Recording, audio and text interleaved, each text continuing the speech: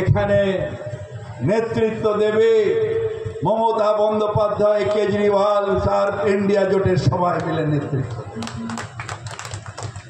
বলছে কি বলছে যে কালকে বলেছে ওই ফোটাটা কি অমিত শাহ সে বলছে কালকে বলছে यहाँ 3 एम है, मामाटी मानुष नहीं, यहाँ एम है मोल्ला, मद्रासा और माफिया।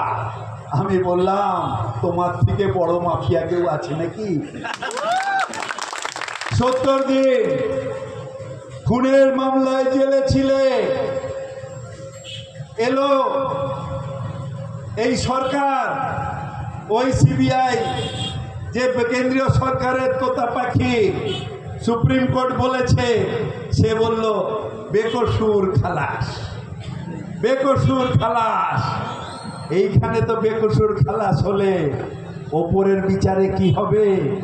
ওখানে কি বেকসুর খালাস হবে?